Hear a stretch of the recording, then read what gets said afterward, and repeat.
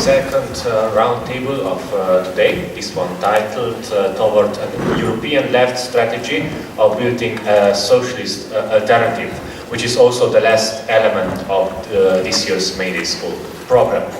As the title of the roundtable already tells you, we will, compared to the roundtable we had in the morning, switch to a bit different geopolitical level of analysis, although the goal will stay the same. That is to find concrete solutions to concrete problems we are facing in our national struggles to build socialism for the 21st century, as Michael Lebowitz would say.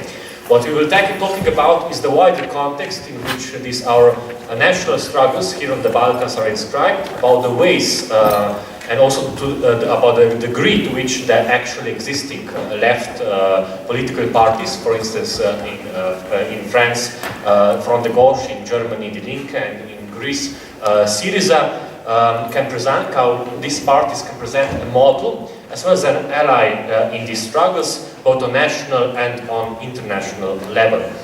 This is, of course, the context of the European integration, of its crisis, and also of the relative electoral success these parties enjoy in parts of Europe that are either politically most advanced or economically most exploited.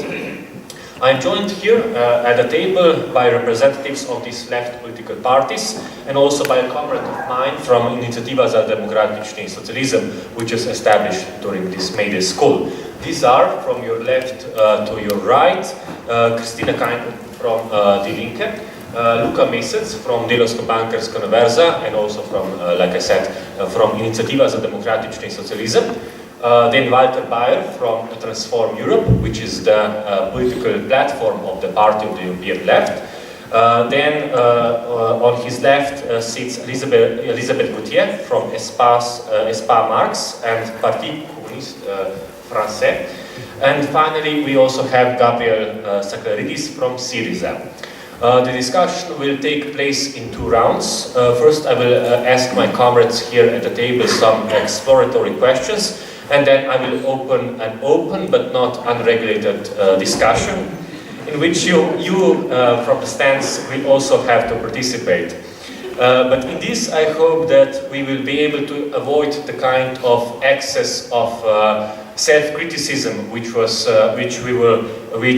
we had in the morning, and which I believe is also characteristic for the left as a whole throughout its history.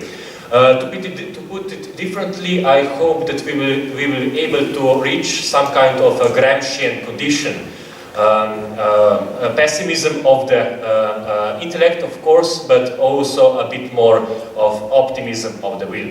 And now I pose my first question to Kristina. Could you shortly describe the architecture of the European integration, and also how this architecture influences the particular European expression of the current crisis, and also what is the role of Germany in this context?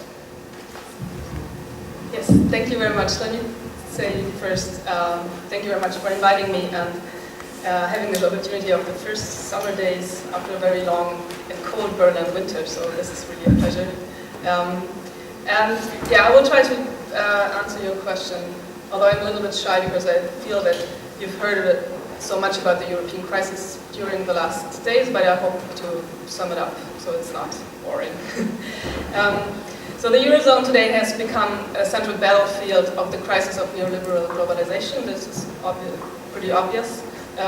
Looking at the architecture of Europe, we can see that it evolves around a common current and is very much aimed at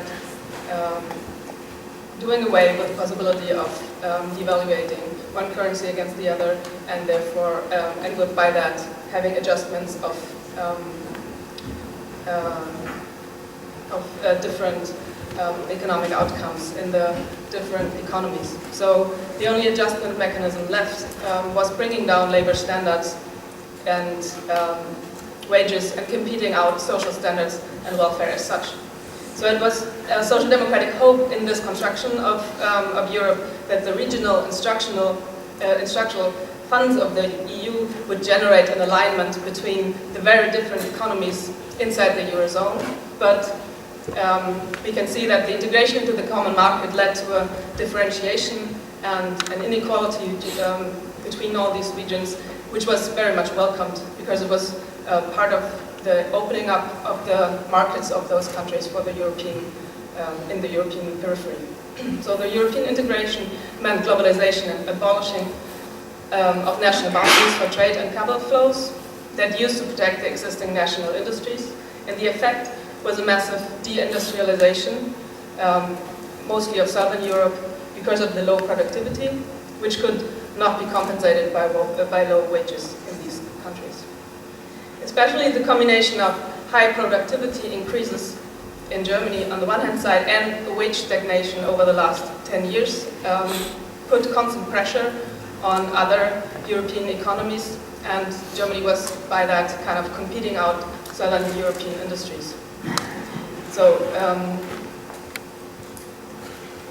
a perspective as a low-wage economy was, a similar perspective for a low-wage economy in those countries was not so much possible because of the competition of the rather even lower wage sections in outside Europe and Southeast, and the Southeast and other economies. So,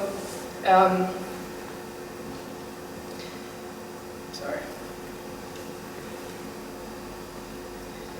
The countries like Greece and Portugal had to accept massive and rising trade deficits, and this means that a government in these peripheral countries has no other choice but to boost low growth through state expenditure and private debt increases, as we saw all over Europe, and that was very much facilitated by a wave of cheap credits, as we all know. So the massive circle of capital flows from surplus countries like Germany, Netherlands, Austria, to the poorer but growing countries in the peripheries was allegedly good for all sides. The consumption based on credit and speculation in the periphery was a necessary means for the German export boom, thus stabilizing very low growth rates in Germany because the internal German market is very weak due to the stagnation of the wages since the year 2000. This is, I don't know how much this is known outside of Germany, that there's this massive low-wage strategy being implemented into the German wage market with the workfare reforms following the year 2000, which created the biggest low-wage market in Europe at that time, and caused a drop in wages around 20 to 30% in mostly service industries. And so the per unit costs or per unit wages in Germany dropped from the very top of the European scale to almost the end of the European scale over the last 10 years. So the wages in the core industry of export industry are still high, pretty high, but all the rest, like everything that was sublet or that was outsourced, is very much on the bottom of the wage system. So in this situation, the crisis and the austerity politics moved in. So in the situation of a financial attack, the so-called Troika, advisors from IMF, the European Commission and the European Central Bank forced the peripheral countries, especially in foremost Greece, to organize something they called an inner devaluation. So this is because a real currency devaluation is not possible because there's no more currency besides the euro. An inner devaluation means that in a relatively poor country, the wages have to drop about 30%. But even this, in a situation of deflation and crisis, would not lead to increasing exports in these countries because of the former deindustrialization and the low productivity. So the result at the moment is some kind of a circle of misery, collapsing productions, rising unemployment, youth unemployment rates of about 60%. All these things you've heard about a lot during the last years. This also means drastic wage and pension cuts, longer work hours in public services, partial collapse of the public services, and most important in the health sector. more than 500,000 evictions in Spain, throwing whole families into the streets, fast rising charges for everyone, from highway toll to medicine, higher taxes, especially value-added taxes, which pretty much shows the class concept of this new taxation. Of course, also the protest has been increasing and led to a huge social mobilization in most of the sectors of society, but there's not yet to see new concept of Europe emerging. How much do I have? Okay. So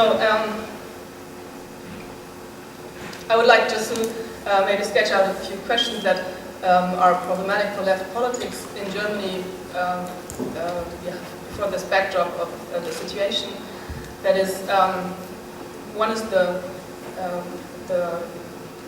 it's hard to form a platform in this in these cleavages that are put into the working classes by this worker regimes over the last 10 years. So we have this low-wage market people, we have a very precarious sector, and then we have the people in the core industries who are very much bound to the export strategy of the German government. And it's very hard to find a platform that is covering both of their interests. That is true as well for the protest movement that was in place for like 1 or 2 years, like the We Won't Pay for Your Prices movement, for example, as well as it is for the Left Party or the unions who try not too hard to incorporate the precarious sector, but at least the civil service union is trying to come up with strategies not to double this cleavages all over again. The next problem is it's difficult to get rid of the ideology in everyday life that people think they paid for the rest of Europe. Where in fact it's the other way around, right? Like the countries who are paying back their debts are basically paying back the loans or the investments of the German people or the German pension fund, whatever, but it's still an everyday feeling that we are paying. So the government kind of succeeded in turning around the slogan of "We won't pay for your crisis," which was critique of the elite and of those who gained from the crisis, towards the European periphery and building new cleavages, new cuts in the possible idea of solidarity of those who are affected by the crisis. And maybe the third difficulty is that it's kind of a backward. The tail goes like this from the government. Because we had this worker reforms 10 years ago and we dropped the wages, Germany is better off than almost all countries in Europe. So this is why we were right. And this, you can see in the polls, is very much shared by a lot of people in everyday feelings. They say, okay, we didn't like it, we protested, but in the end it showed that Angela Merkel knew what is best for us all. So, and that is really hard to contest. I mean, not intellectually, but it's hard to get through and to build some kind of counter tail and counter pitch around some things. Yeah, maybe I'll stop there. Thank you, Christina. And now to Walter. Do you think that left could use these European institutions for building a socialist alternative? And if yes, under which conditions? Well, thank you very much for this very good question.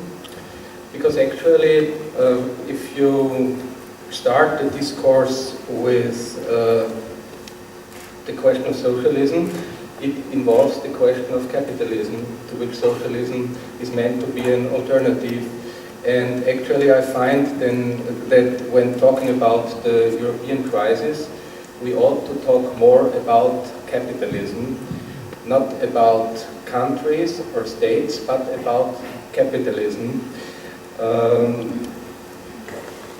Very often the austerity programs are presented as if they were badly informed economic policies, or if they were the misuse of orthodox neoclassical economies, which of course is true. But in the core of the problem of the Euro crisis and the policies applied to cope with it by the ruling classes is a class project, a clearly identifiable class project, namely to do away with the welfare arrangements which were mostly achieved during the period after the Second World War, which reflected the strength of the labor movement, of the trade unions, of the social movements, and which now the ruling class feels that there is a possibility to get into the offensive, do away with it, and bring back the working classes to an economic, social, and cultural level at which they were maybe between the two wars, or even worse, as there is no competing social system. So that they feel there is a balance of forces which allows this. And the question now is, how is this done? How is this class project executed? And of course, I can only point out a single aspect of it. If you look at the European national states, you will find that between 40 and 50% of the gross domestic products in each of these states is centralized by the states and redistributed by the states and invested in welfare system, public services. At the same time, you had a development of transnational capital in the period, in particular dynamically during the 70s and the 80s and the 90s until today. You have the development of transnational financial markets, and on the European level, you have a structure called the European Union, which actually absorbs not more than 1.2% of the gross national product. And when talking about the European Union, I would not look so much into the institutional arrangements. I would rather look at the construction as such and at the philosophy of this construction. And the philosophy of the construction is that welfare arrangements, public services, wage arrangements take still place on the national level, where at the same time these arrangements are embedded in a transnational structure which is not, so to say, confronted, or for which nothing comparable as the nation state exists. And this, by the way, signifies the logic of the European Union. It's not a defect in construction of the European Union. It's more than this. It's a sort of Hayekian utopia, namely to create a structure in which a permanent pressure is exercised on the nation states to reduce the state quota, while at the same time you create on the political level institutions and treaties which do not allow to expand the state quotas on the European level. And I think this is the, so to say, this is the problem with which we have to cope. And having in account the fact that transnational markets exist, that transnational corporations exist, that transnational finance market exists, I would say that the left and the labor movement needs a political space, needs political institutions on the European level. And now there is this big disenchantment regarding the European Union. And I would say disenchanted you can be if you were enchanted at a certain moment, but there never was a reason to be enchanted. It was always clear that the European Union is a space in which a political struggle takes place, and in which different interests, and among these, most importantly, class interests, are confronting each other. So, when you ask me now, how does this relate with the idea of a socialist Europe?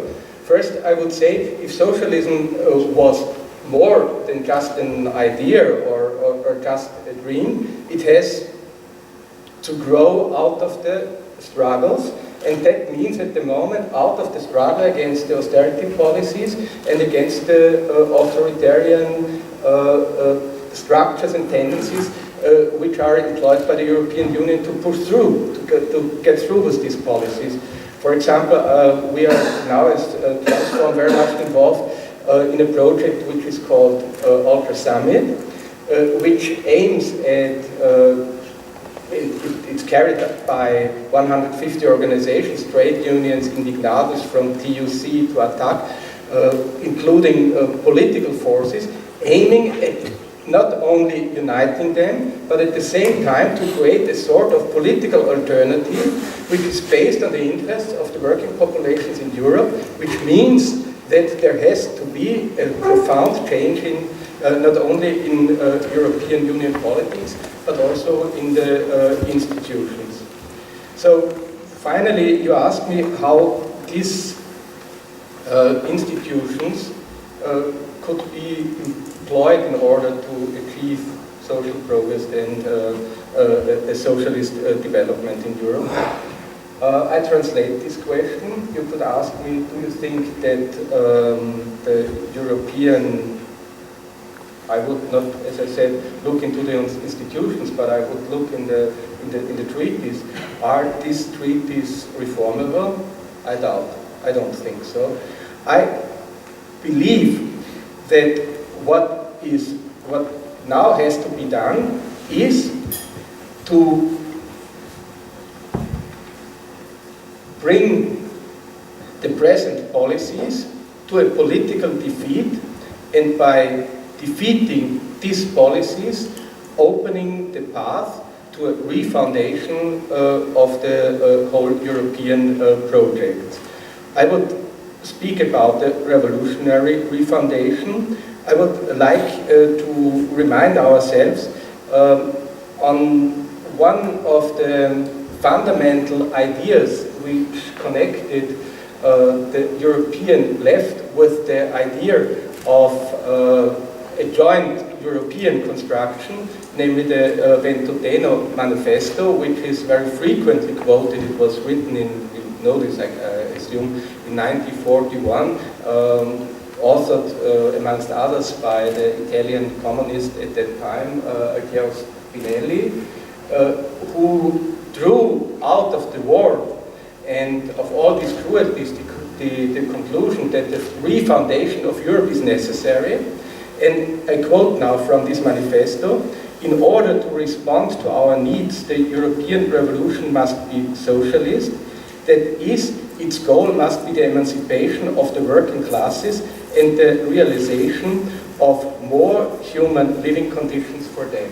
And I think this holds true even for present days. Either we can break the logic of neoliberal capitalism, then there will be peace among the European nations, or we will be defeated, meaning that this neoliberalism prevails, which would mean that Europe will be broken, that nationalism will again grow, but this would then mean that we are falling back into a period of time which we hoped during the last decades having overcome. Obviously, there are still forces who want to go back to this, and I think the left and the socialist movement has to take up this challenge to oppose nationalism and at the same time to oppose a destructive European policy which actually nourishes nationalism and social catastrophe in large part of the continent. Thank you, Walter. And now to Luca. What is the impact of European integration and also its crisis on the economies of the European periphery? And what is, I mean, as part of this periphery, more and more, the solution from the perspective of the Initiativa za Demokratični Socializam? Thank you. I will try to explain that by using the thesis by Engelbert Stockhammer, British economist. He claims that neoliberal globalization developed two different types of development trajectories among the countries. On one side, we have the countries that are relying on export-oriented development models, while on the other, we have countries that are relying on credit-fueled development. Of course, these two types of economies are interrelated. Export-led economies produce, obviously, current account surpluses and therefore need deficit economies on the other side, and vice versa. Credit-fueled economies are dependent on credit flows from the countries that produce surpluses. Now, what is interesting is that in global context, it seems that the core of the world system, that is the USA, is relying on credit-fueled development model, while the periphery, that is the BRICS, are relying on export-led models. However, in case of EU, this world system perspectives kind of doubles and inverses at the same time. It seems that in case in EU, the core, that is Germany, Netherlands, and so on, are export-oriented countries, while the periphery is more and more pushed to some kind of dependent credit-fueled development. I would like to outline this in my presentation, this historical formation of this kind of division in the European Union, and show its implications.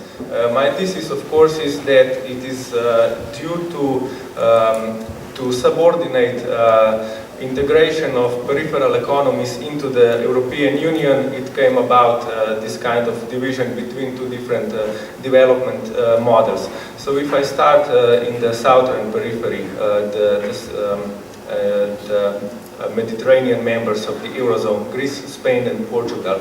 All the three countries, as we know, emerged from right-wing or military dictatorships in 1970s, and all of them cherished huge hopes about joining the European Union. However, after the accession came, it soon turned out that it had negative effects on their economies. There were two main reasons for that. Firstly, accession to European community disabled tariff protection and therefore brought about the loss of capability to protect their home productive bases, and they lost competitiveness in relation to the core countries like Germany.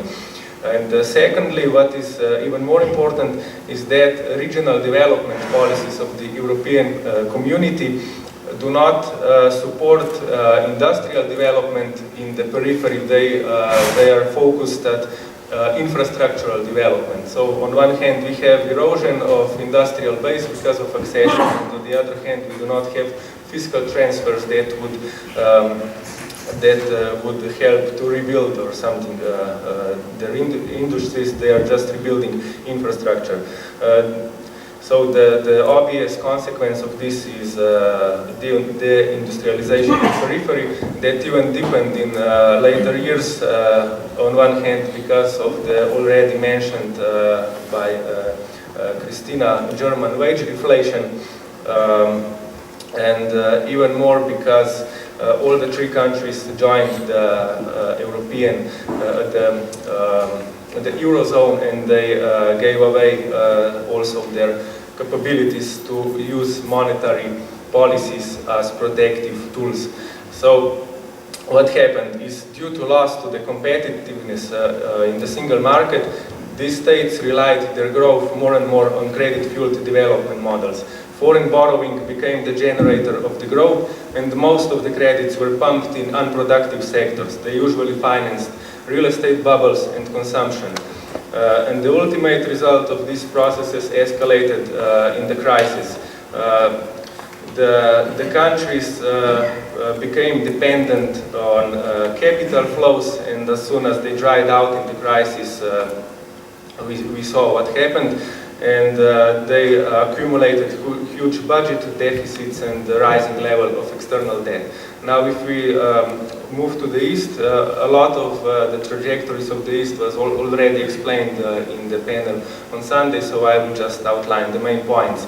The main point is that development in East followed similar, though not identical patterns as in the South.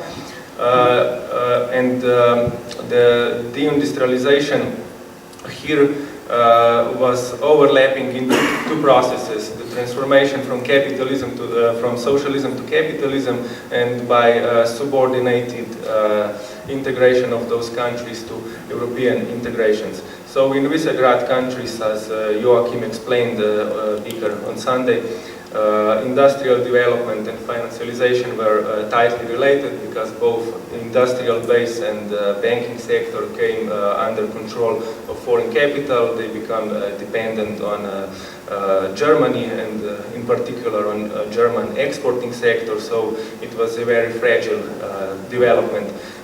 In the Baltic countries and in the southeastern Europe, the patterns were more like in already mentioned Greece, Spain and Portugal.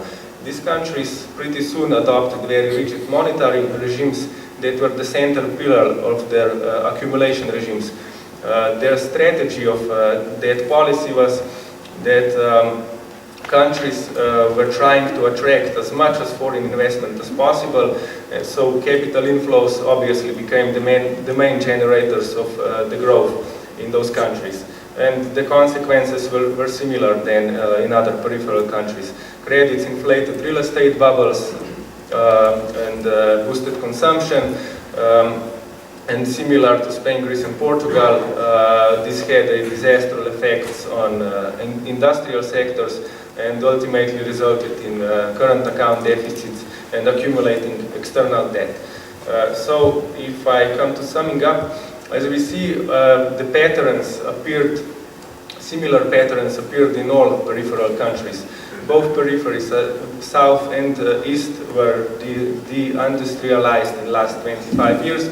Southern periphery mostly because of the loss of its competitiveness to the core countries after joining the EU and Eurozone, while the eastern periphery partly because of transition and partly because of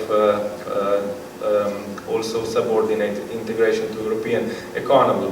The ultimate result in all countries was that they all turned towards dependent credit-led financialization. And this process has created a so-called Europe of two speeds, as we often hear in the media. And what underlies this notion that Europe has two different speeds is that it created two different development trajectories. Export-led economies in the center and credit-fueled in the periphery. The reason for that is its architecture, its single market, its rigid currency policies that enabled the old members, that is the core, to export their way out of the crisis of stagnation they experienced in the 1990s and early 2000s, but of course for devastating cost. The cost was the industrialization of the new members that were forced to shift their development towards dependent credit-fueled growth. Now, if I have a minute, I will just put a notion about socialist strategy. If my analysis is correct, so if development trajectories in periphery are the consequence of European integration, its architecture and so on, the logical conclusion would be that what is to be done in periphery is to step out both from Eurozone and from European Union. However, this strategy faces some obstacles. As we know, capital would probably flee the country, exit would probably encourage speculative attacks from financial markets, European Union could outlaw the country, and so on. So there is a huge danger that if a left-wing government would exit, it would be probably quickly destabilized and reposed from office if it decides for that strategy. That is why I would propose another alternative. I think that left should redefine its goals.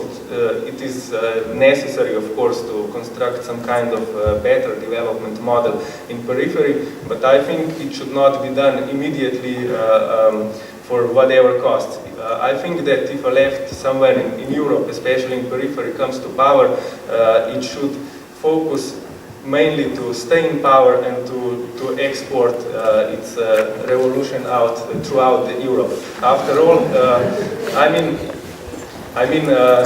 don't have time to explain now. We can explain this in debate, but my point is that socialism in one country is very improbable, and as Walter pointed out, we shall never forget that the conflict that manifests as described Europe of two speeds is not generated by German or Dutch or French peoples, Such trajectories are generated as consequence of dynamic of capitalism and conducted by European ruling classes, and these should be our targets.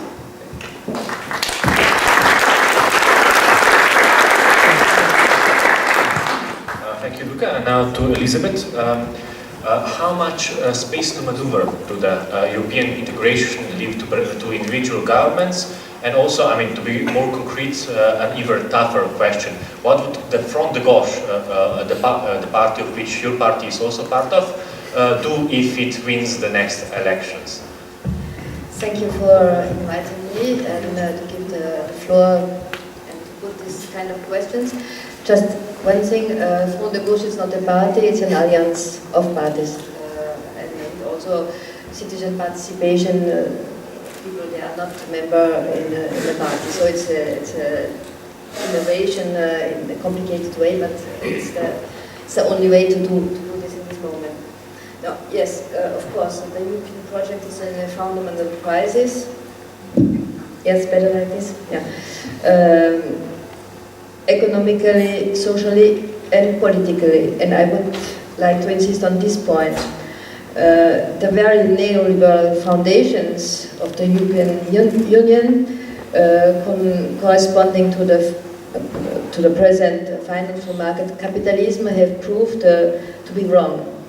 And there is no answer in the predominant way today. So we need breaks. We need political alternatives, and we need to invent a left strategy to change Europe. And this is a very new thing, and I will try to insist on this.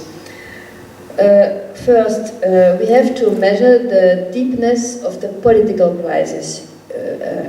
Here, a lot of things were said on the economic and also the social crisis, but the political crisis is also now very real in a lot of countries.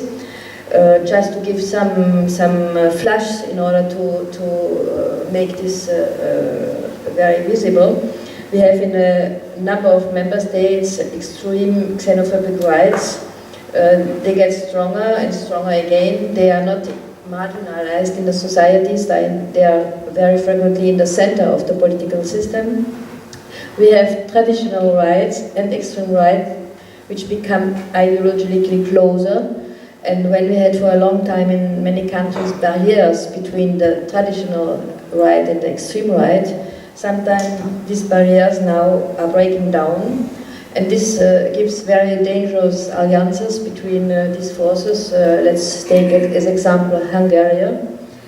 We have also situations as in Italy where the parliamentarian system implodes.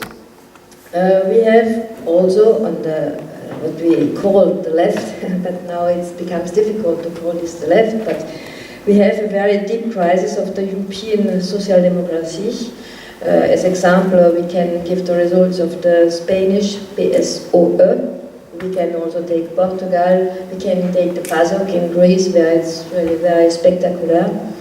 And sometimes these social democratic parties came back in power since people try to change something. It's the case in France, but without changing policy. Now we have 1 year after Hollande's election, there is no change of policies.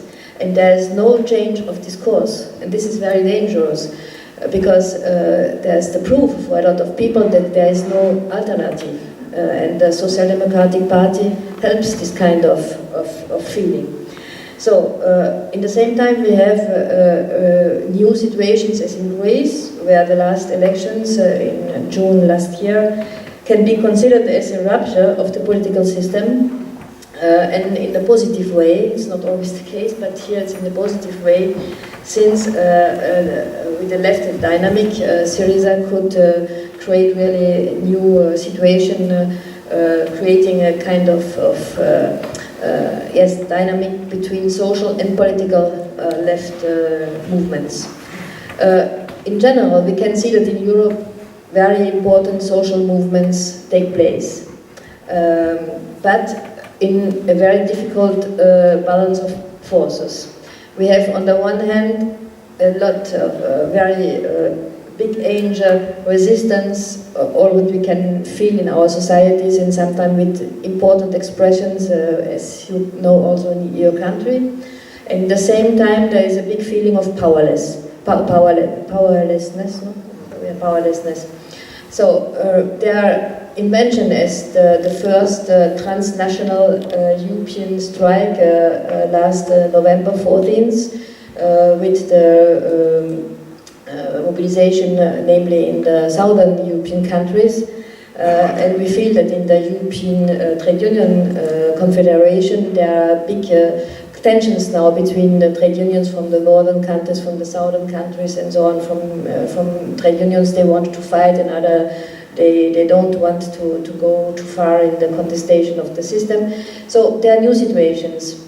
And of course, we need new political experiences, new political constructions.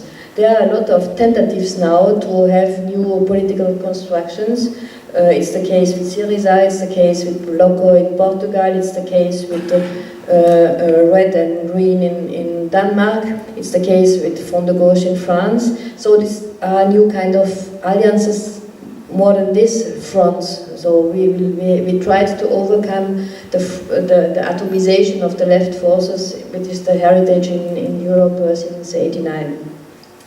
And also we have European spaces with the European Left Party, with the parliamentarian group in the GUE and GL in the European Parliament. And we as Transform, we try to be also a network, not only a foundation.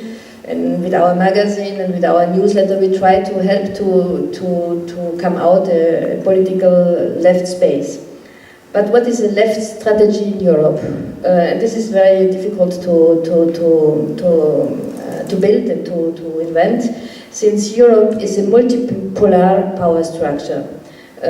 We have to organize the class struggle in the same time on the national and on the European level. And it's very difficult, since the political expression, the spaces for popular sovereignty are on the national level. And they are going down at the national level, since the Troika and other forces make their diktat and push the power of the parliaments down. So we have to fight for a new kind of popular sovereignty in Europe, on the national and on the European level. And it means that we have to reinforce all the democratic forms existing: social democracy, economic democracy, parliamentarian democracy, direct or participative or transformation democracy. And this is always on the two levels, on the national and on the European level, since we have European institutions and we have European power structures. And this is the reason we should think on all the levers we can use to change things. All the levers we have with new alliances between trade unions, between left forces, with movements, intellectuals, in order to try to move all the, to use all the levers we can have, if possible in the same way and if possible in the same time. Just an example, last year in the summer, if the situation had been real, it was not real, but it could, that in the same time in Syriza became first force in Greece. In France, Front de Gauche was higher, could be higher, and so the Social Democrats could not be, alone decide on the policies in our country. In the same time, in the Netherlands, the Party Socialist, which is a left party, could be first party. Was not the case, but it was a possibility. In such a situation, we can imagine that we have new kind of levers in Europe to work together. And if we had such a situation, of course, what could we do? First, we have to try to obtain such situations. And then in France, the Front de Gauche was proposing for such a situation to try to build a European initiative, États généraux. You understand this word? General states, it comes from the French Revolution, with the popular initiatives and so on, in order to refound Europe, in order to try to find all the possible allies in Europe to go in this sense. it's a kind of disobedience. It's not to be conformed to the European construction today. So it's in the sense to go to a new treaty with a new pact for another development model in Europe, and of course with very concrete steps. I could give a long list, but let's say suspend the fiscal pact and the austerity programs, disconnect the financial sector of the public budget, reform the European Central Bank, make a selective debt reduction for the over-indebted countries, strict regulation on the banking sector, and so on. Social Europe with upwards directed harmonization, cooperation in Europe, and not competitivity without any restriction. And of course, an investment, a new kind of investment in the national and European economic recovery program with a new kind of development. It's not a traditional one we want. And all this is not so impossible, since a lot of voices now try to go in this sense. There are voices for a New Deal in Europe. Very important economists as Alietta and so on say this. The German Trade Union Confederation, DGB, is calling for a Marshall Plan for the southern countries, for Europe, and we try to write a manifesto of the peoples, which will be presented in the Alta Summit in Athens in 1 month. So we try to build the foundations for refounding Europe. Thank you.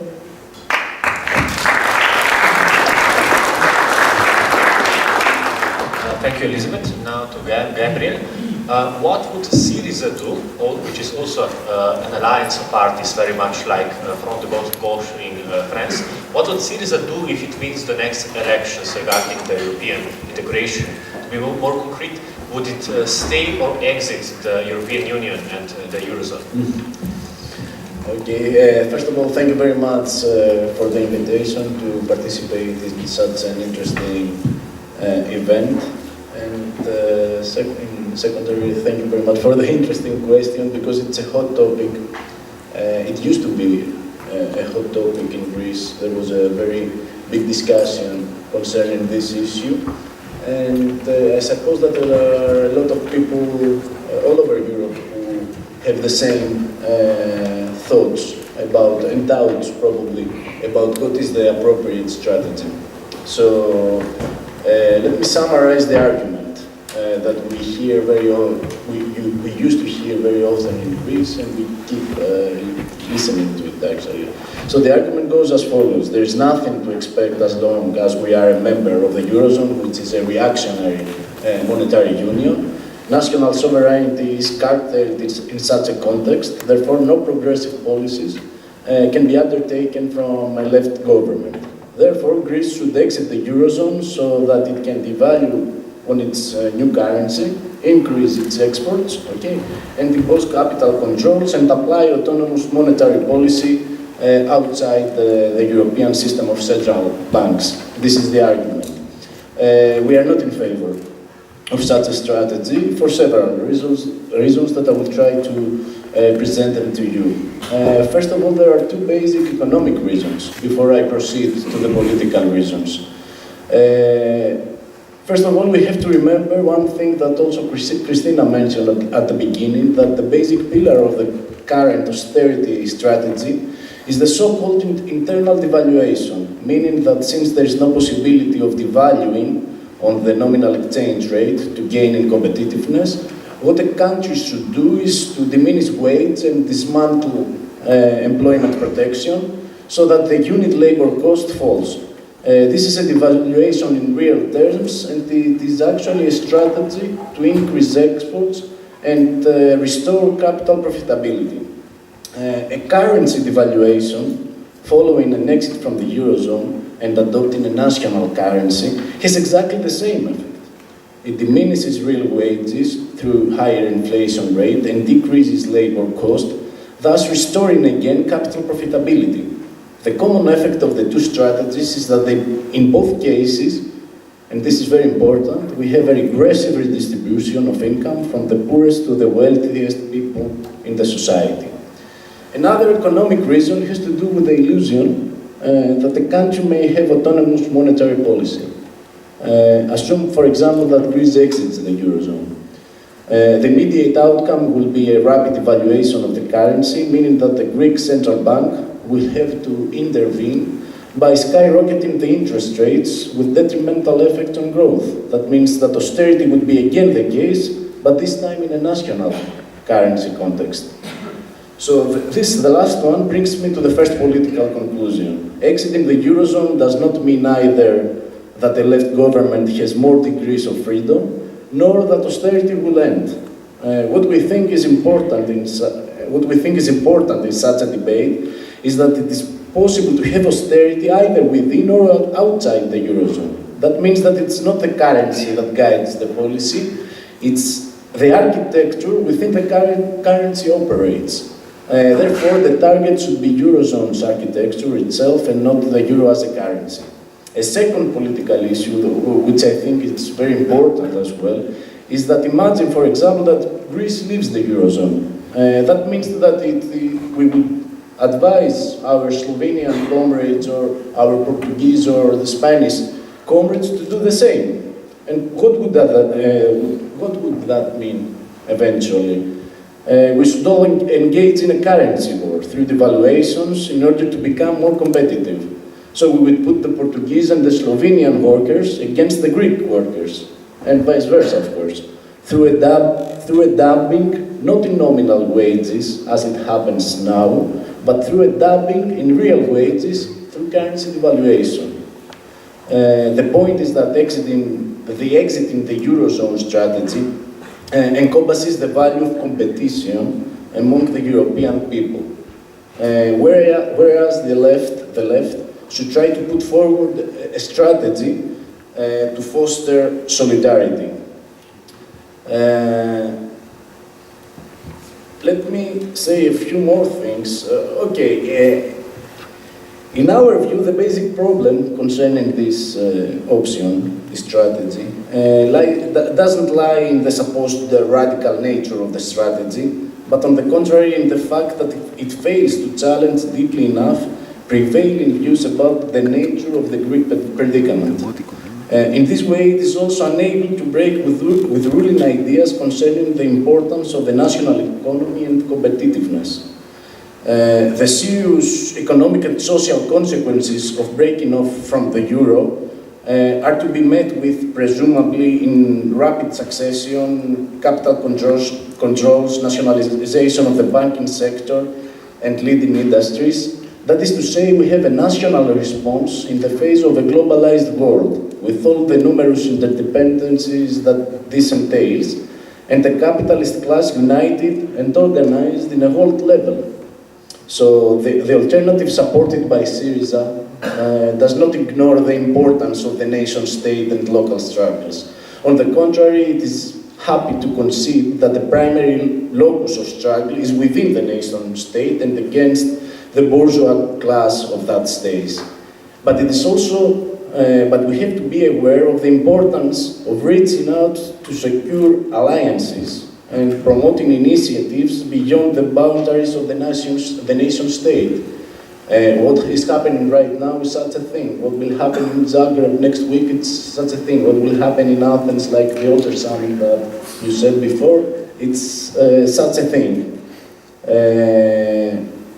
So another issue as well, which I think is important to mention, because there is a major threat from this strategy, is that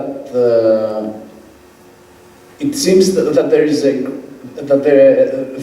is a great anxiety to avoid some kind of routes that history indicates, which are easily encompassed by the forces of nationalism. The latter consideration is particularly indicative in the Greek context, where the debt default and euro exit option has been adopted by a wide range of nationalistic forces, whose anti-imperialist rhetoric is not always easily distinguishable from some certain sections of the left. Debt default is supported in these currents because Greek does not owe anything to anybody. Actually, it is owed, and that is facing a new form of occupation, a term that still has a powerful resonance in a country that has not forgotten its wartime experience, and all that followed from that. So this line of reasoning, needless to say, it doesn't allow any internal division between the people and the nation. So in order to conclude, because as I saw a few minutes, what we think that is very crucial in our strategy, it's not exiting from the Eurozone, but struggling within the Eurozone by trying to shape, to form alliances between the workers, between the workers, not only to the peripheral countries, which is also important, but also with the workers in the core of the Eurozone. We heard before that in Germany there is wages are very low, there is very big exploitation of German workers, and that the export-oriented economy of Germany is based on cheap labor, okay? So we need to form such an alliance, a solidarity front, we could name it, which will have the power, which will gain the power to try to change the balance of power within the Eurozone. I'm sure that in the discussion, a lot of you will ask me, and I want you to ask me, how possible is such a situation within the Eurozone? I mean, and we will have plenty of time to talk about that.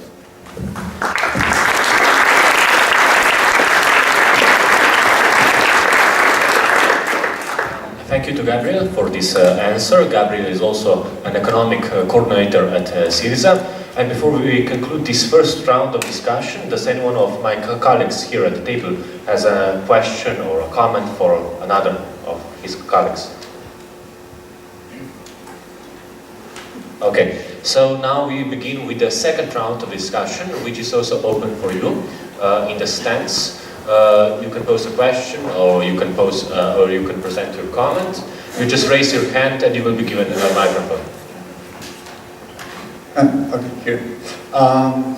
Yes, I would agree with Luca that coming to power of a radical left force would surely entail a huge fight back from the ruling classes of Europe.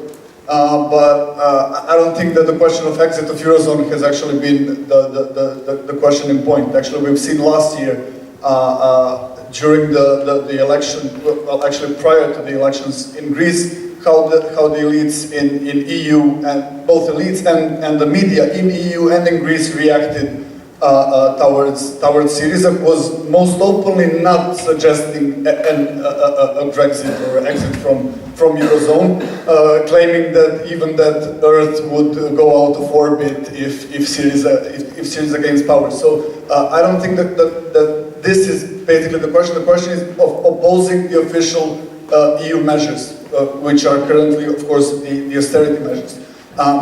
So let's suppose that Syriza takes next elections, which we, I guess, all hope for.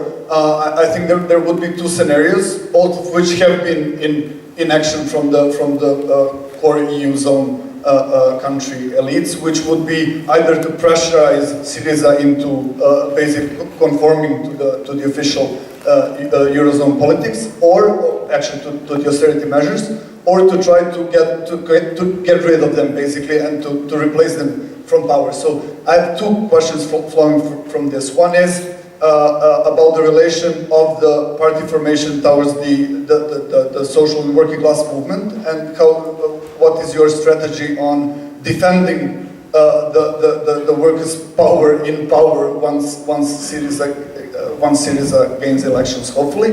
And the other one is, what is your strategy for the Balkans, which is, of course, in that context, which is, of course, the area, not just a geographical area, but an area where Greek finance and banking capital is most heavily contained, so which could also mean that backing off or capital strike or banking capital strike would have deep effects on the other countries of the Balkans economies, and we all know from our pretty recent past how that ended up. So, what is Syriza's strategy in that sense?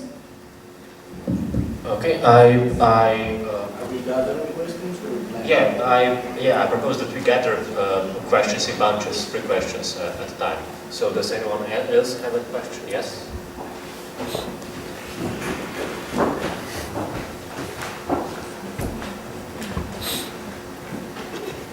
I also have a question for Greek comrade. I'm sorry for the others, I'm not doing you justice, but I'm really interested in these 2 ones. The first question is, although you are really a strong power player in Greece, however, there are also 2 at least left-leaning parties in Greece. One of them is Democratic Left, DEMAN, and the other being the Orthodox Marxist KKE, Communist Party of Greece. So the first question is, I'm wondering whether you see a perspective that you may combine forces with the other left-leaning forces. And the other question, which I think is also very, very actual, is how do we fight fascism? I mean, it's the fascist tendencies are in serious uprising in Greece. So I'm really wondering what are your strategies to combat fascism, because I'm sure that sooner or later the rest of Europe will also face these problems and already is facing the problems in some parts of Europe. Thank you. Okay. Considering that we already have 4 very tough questions and all are directed to Gabriel, I propose that we already do this bunch. Indeed, tough questions. First of all,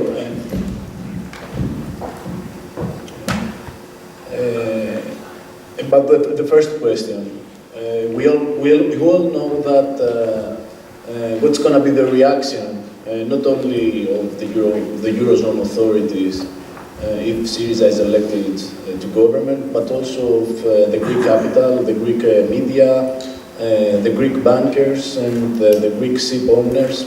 So we are prepared, we are getting prepared. You can never say that you are prepared in order to defend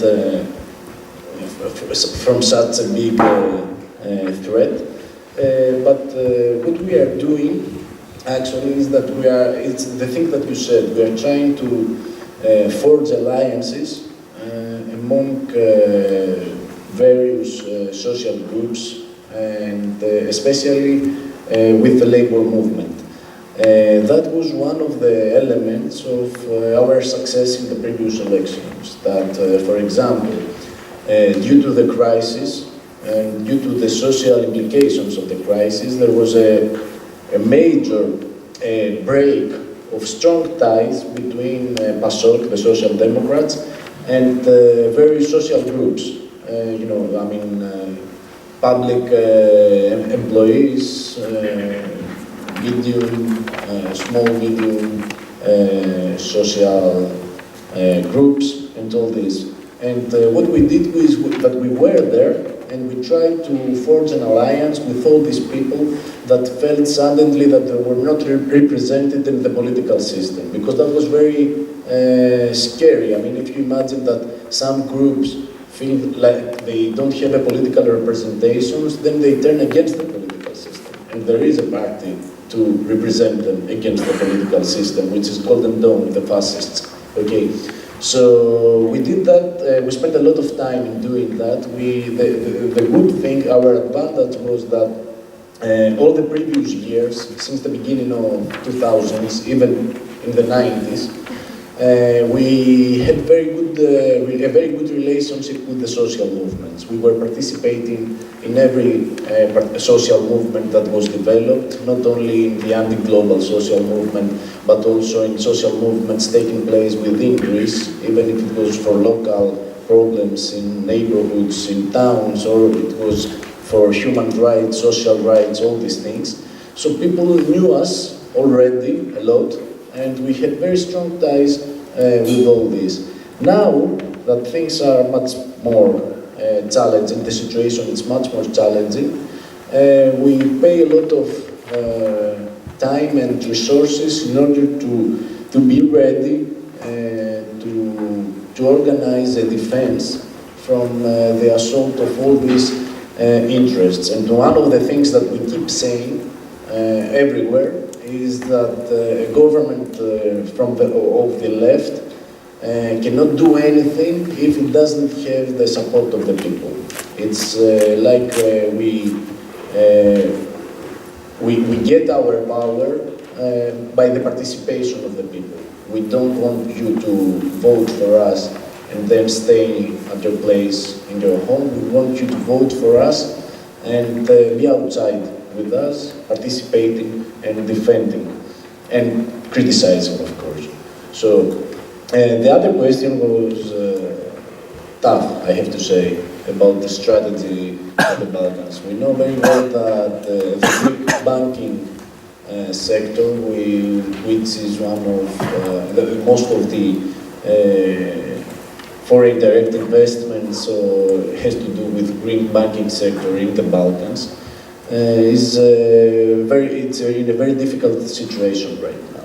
There was a recapitalization by the European Stability Mechanism, and the thing was that although they needed these funds in order to have the capital adequacy ratio to be able to survive, while this money are a burden for the Greek public debt, which means that the Greek people pay for these banks, at the same time the Greek state does not get the ownership of these banks.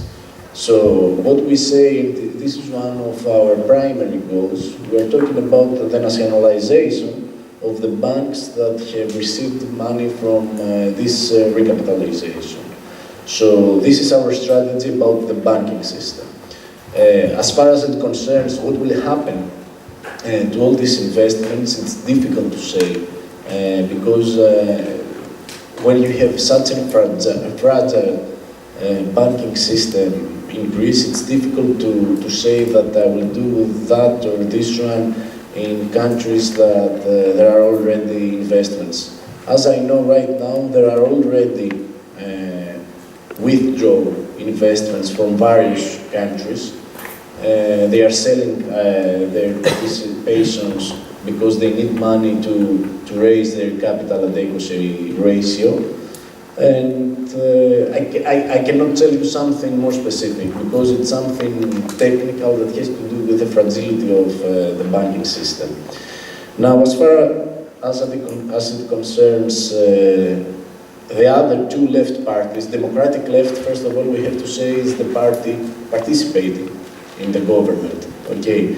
And the Communist Party has a very, it's very sharp towards us. They are very negative in any alliance with Syriza, and they are criticize us a lot in the same way they criticize government. What they say in their public speech, in their public discourse, is that the government and Syriza are the two same situations. Only Syriza tries to be more friendly to the workers, but it's only promises. So it's very difficult to cooperate with them, although we do want to cooperate with them, and although the people of the Communist Party, the voters of the Communist Party really want an alliance between Syriza and the Communist Party. On the other hand, the thing with the Democratic left is very difficult, because for them, because they are criticizing us a lot in terms of our policies. Of course, we criticize them a lot as well, but because they participate in the government and they are supposed to be a left party. So we can say that right now things are difficult in terms of alliances.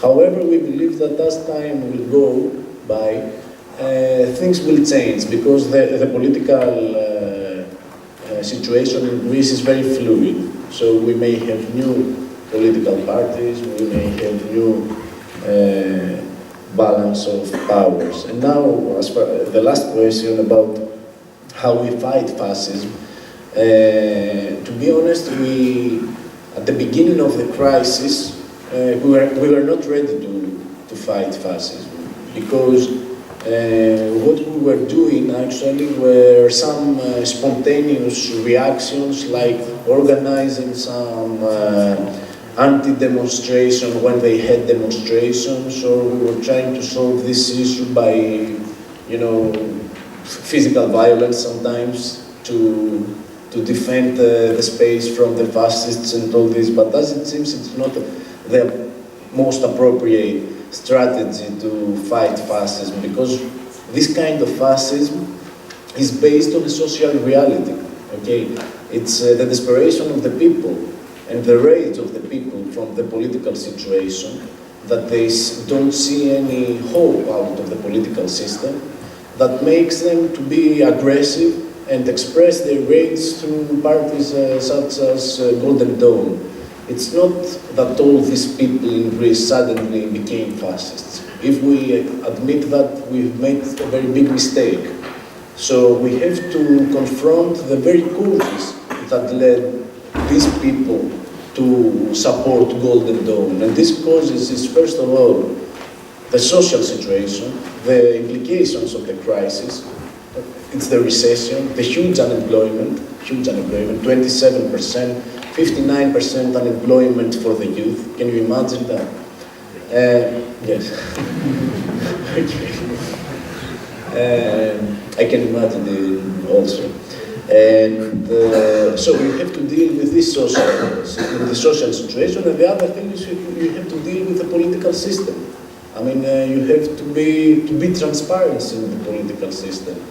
You have to prove that not all the political parties are robbers and thieves.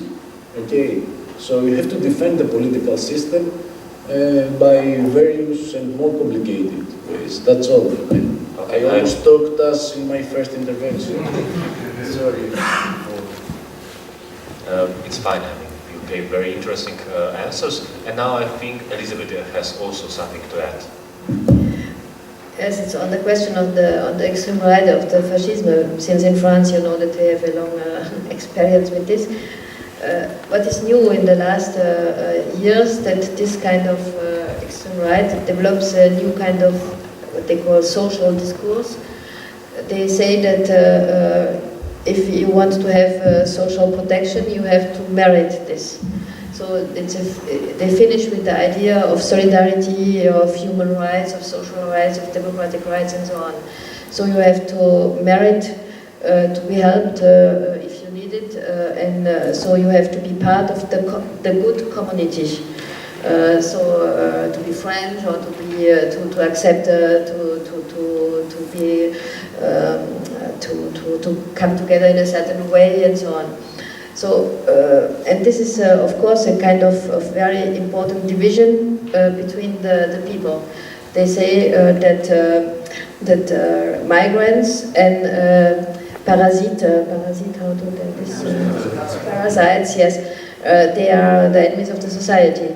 But the parasites are not only the migrants, it's also French people,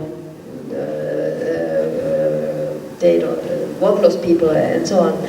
So they give a kind of feeling to the not completely poor people that they can be defended facing the parasites and so on. So it's a new kind of division, and of course in this context of crisis it can work.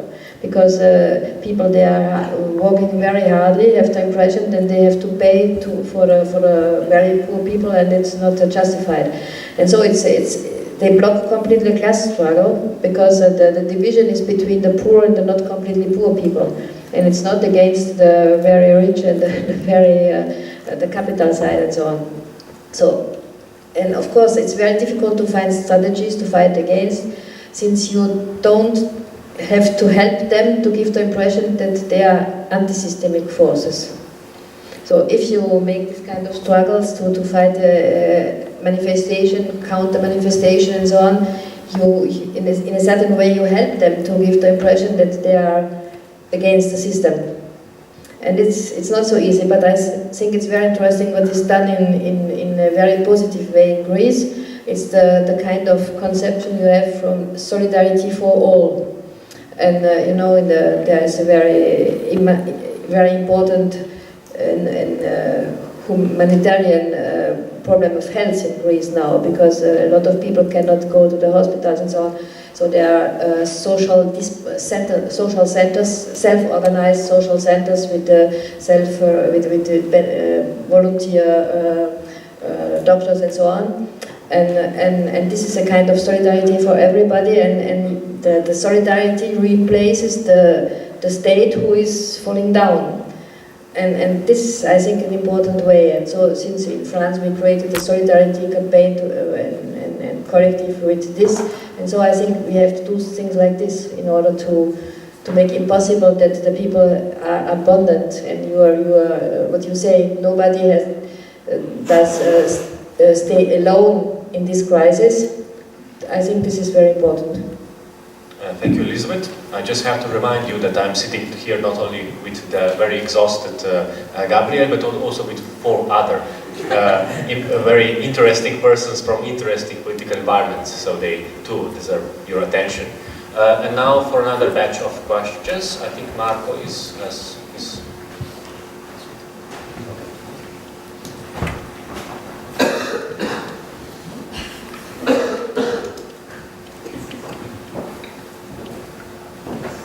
So I will follow your advice and go to Germany for a while.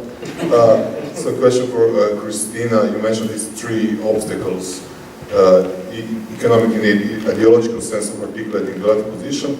So from that perspective, what are your predictions about the next elections in September for the Linke, and also about this very probable big coalition of CDU, and the SPD, and will that bring more maneuver space for the Linke to articulate much more, to articulate these problems in much more socially, politically persistent manner?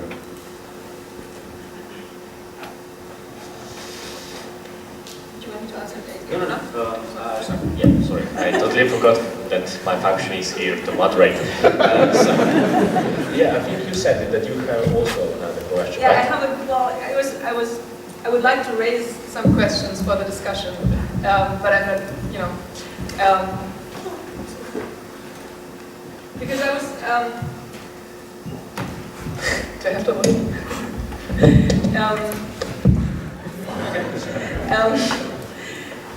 Well, I would like to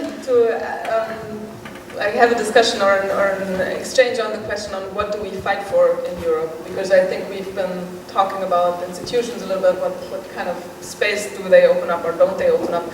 But when I was here yesterday morning, we had this, in the morning session, there was this chart about the left Keynesian demands, and I felt a little bit caught because I said, fuck, they're all on our agenda. but then, tax the rich, raise wages for the, have more investments.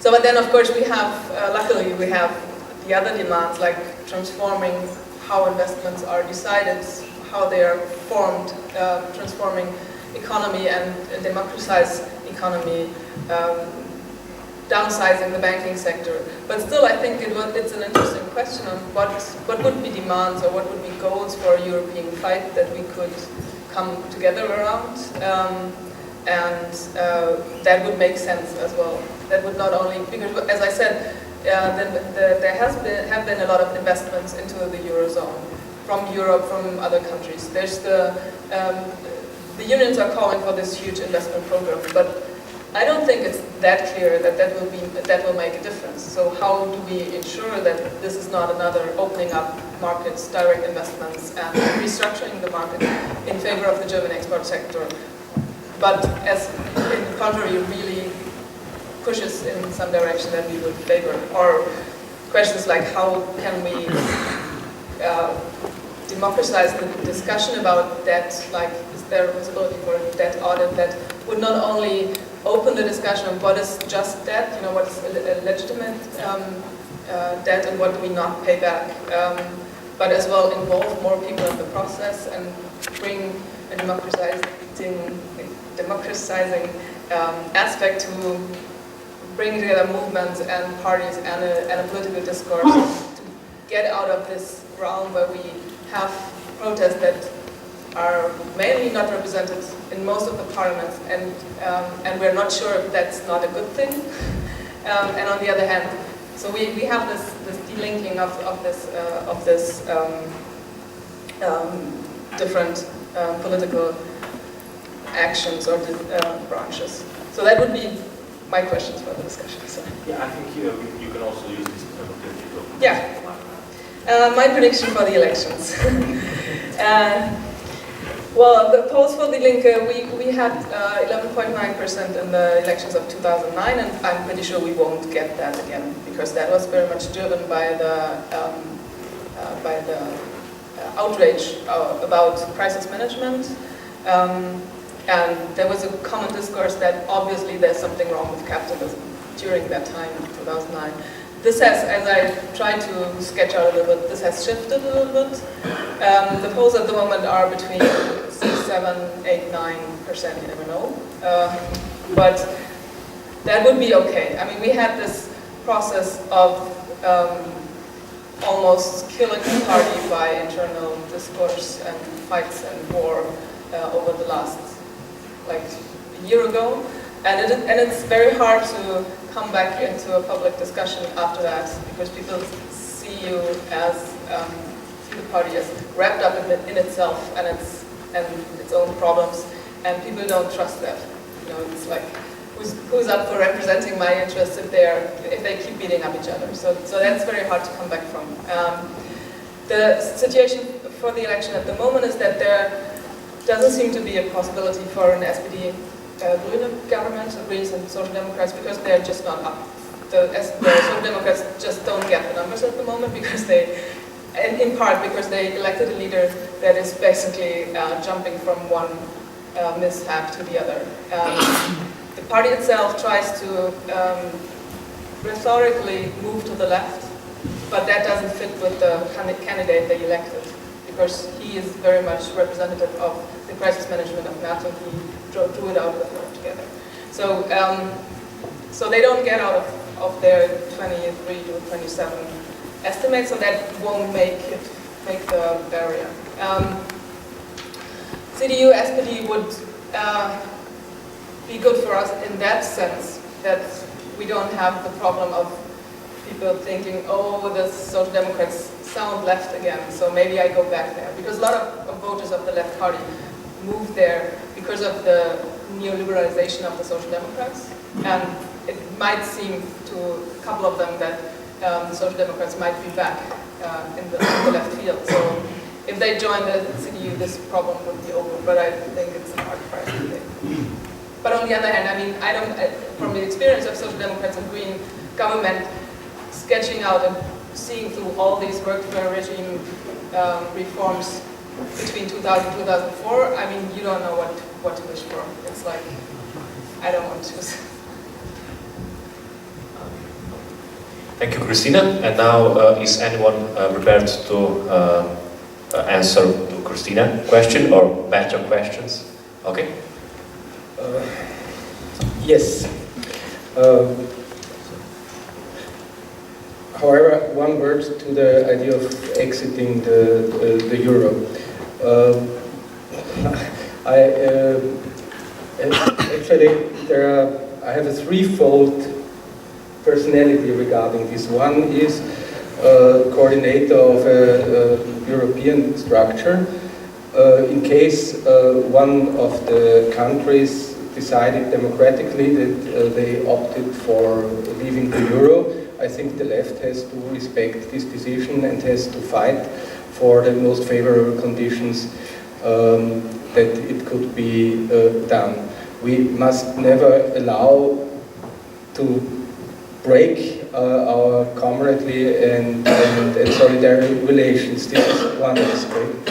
The second aspect is, as an economist, I would say it's, well, allow me to say this, but I think it's voodoo economy. Namely, there is no single example where devaluation ever has contributed to the redistributions of income and wealth within a given society. I remember very well the 70s when I was a young guy studying economics.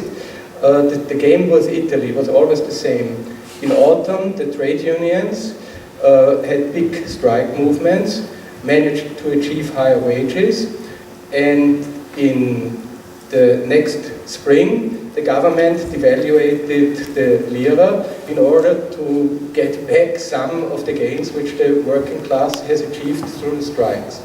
And actually, the idea to think that you can raise the living standard by devaluating is creating the illusion that whole societies are sitting in one boat, and if they enhance the competitivity of their respective economies all together, we are a national community. In this case, then things become better.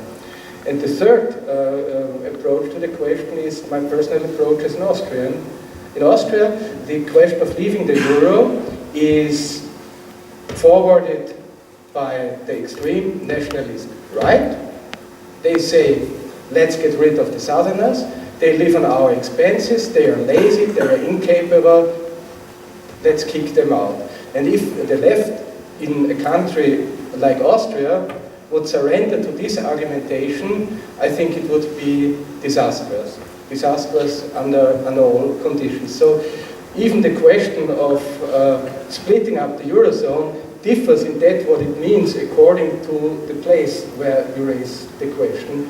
Nationalists always use the same grammar and the same language, but actually they mean always different things. The Greek nationalists mean that Greece may be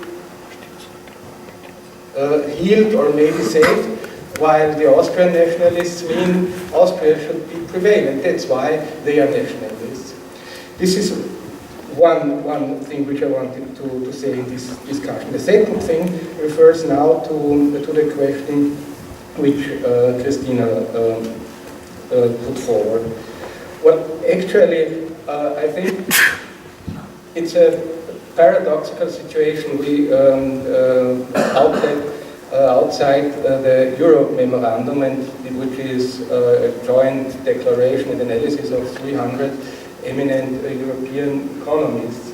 And well, you find here the whole left Keynesian agenda. You find it completed by the idea that we have to transcend it, go beyond it, have to aim at another way of development mode.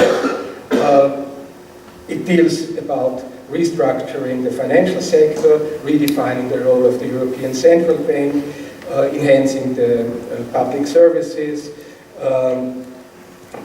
investing in ecological restructuring, very important, redistributing income and wealth.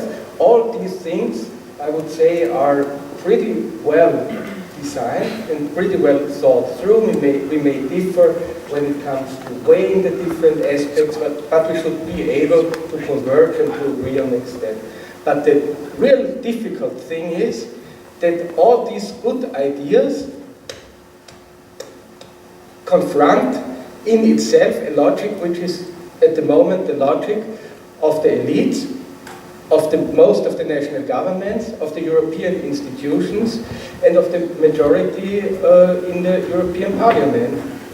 And I think, without trying to be too simplistic, but we have to understand that we are in a severe and fierce power struggle.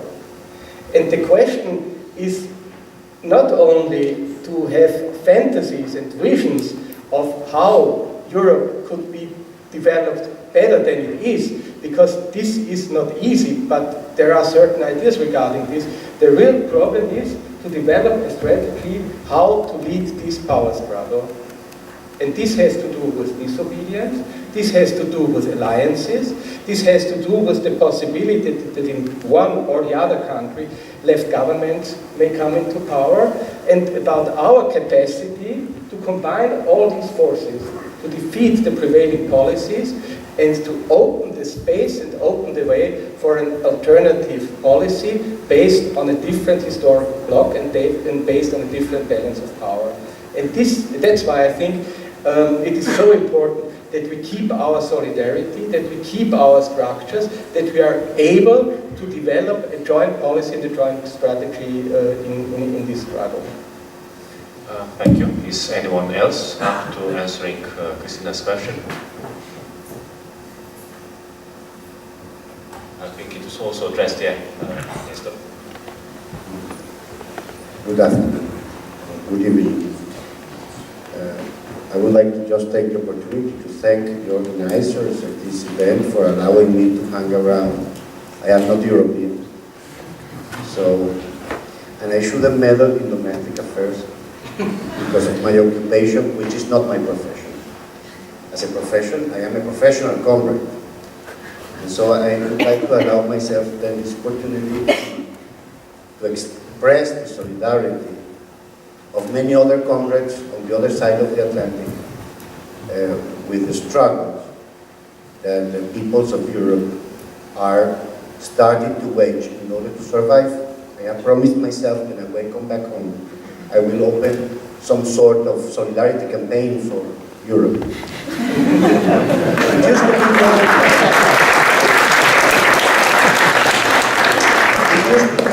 A few years ago, it used to be the other way around. We had in France, in Paris, the Cuban Solidarity Campaign, the Chilean Solidarity Campaign, and in the 50s, 68, in May of 68, there were even the Venezuela Solidarity Campaign with the guerrillas that were fighting in Venezuela. But I think it's time to pay back. Definitely, as an observer of Europe, from that distance, see a few things that sometimes, are kind of skipped by some European countries. For instance, this grammar that has been also instilled in very leftist countries, that seems to be stuck with this terminology and in the architecture of power that has been developed in Europe. I would like to salute the idea of Syriza not leaving the Eurozone or the European Union. As a comrade, I was taught that you never leave the battlefield. You never yield, you never give in. You must stay there and transform. That is why we are called Marxists. We were asked to believe in the possibility of transforming things. So, how about a revolution as a solution to the many problems you are faced with that seem to be very complicated, as complicated as that camera that is now filming? It's complicated. Complicated things, these things that we can pull apart and then put together again, and probably they can work. I feel that the problem is more complex than complicated. It has to deal with peoples. I really regret to hear that, the link for the next elections will have less vote. I hope it won't. I want to keep optimistic about that, and I ask you to keep optimistic, because this is probably what is happening in Europe. Recently, the discourse, the official discourse in Europe, moves from hope to terror. If you don't do this, if you don't apply these measures, you will see an apocalypse. And then you got some European bureaucrats also selling hope, because they need hope, people to feel hope, to have hope in the European institutions, otherwise they won't get their nice salaries in Europe by bureaucratizing everything and making things even harder for people. I have told this to several comrades here in Ljubljana, but I would like to tell this anecdote. 29 years ago, probably 22 years ago, when Fidel Castro was visiting Venezuela for the inauguration of the very neoliberal president that 4 weeks after the inauguration applied the first time in history an austerity package, and that led to 3,000 people getting killed in the streets protest in one day. Fidel Castro told us, he wanted to meet with the young people, with the young revolutionary people from all the myriad of parties and movements that were in Venezuela, people who didn't like to talk to each other, who had, no, this is a revisionist, no, this is a Trotskyist, but you know, we kept on pointing fingers at each other in those days. And he started the session with this phrase. Dear comrades, first of all, I would like to congratulate you all on your infinite, on your endless capacity to keep this united. Because in this fashion, you have prevented the peoples of Latin America and Venezuela particularly from having a socialist alternative, a socialist option. And I think that we understood the message there. You know, I say this for many of the Slovenian comrades, but also for all the other left forces in Europe. You know, talking about keeping the solidarity that we got now, etc., etc., etc., it's a little bit sad. I would say, please, broaden this solidarity. You need to enforce, to reinforce, to strengthen this solidarity, because it's certainly a class struggle. I don't know if we should keep on talking about neoliberalism in Europe. I got the impression that this is heading forward and straight forward to feudalism. It is almost feudalism what you are just about to face. Probably, yes, some sort of bondage. So I think that the only alternative is to unite and you know, strive for really, you know, producing some sort of revolution, because what is happening in Europe is unheard of. Someone this morning, someone before was talking, Mrs. Comrade Christina was talking about the evictions, the amount of evictions in Spain. Well, that is just half of the story, because when people are evicted from their homes in Spain, they still have to pay the debt to the banks. I mean, this is a horror movie, and it is urgent. It is a matter of urgency that all the European leftist movements, without any complex whatsoever, come to broker a deal about, you know, yes, a revolution, call it that way, you know, don't be afraid of calling it a revolution, of calling it a workers' revolution in Europe, particularly because the working class is nowadays faced with the terrible situation of having no workplaces. And this was not a question, it is just my solidarity message this afternoon. Thank you.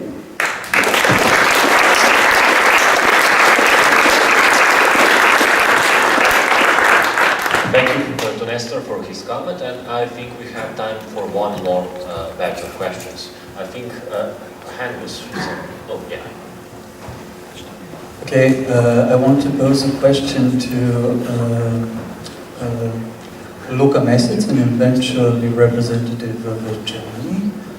It considers the crisis of neo-mercantilism in Europe in general. I just wanted to say certain things about the history of European Union, but also about the installation of European Monetary Union and the exchange rate mechanisms in which Germany was very involved.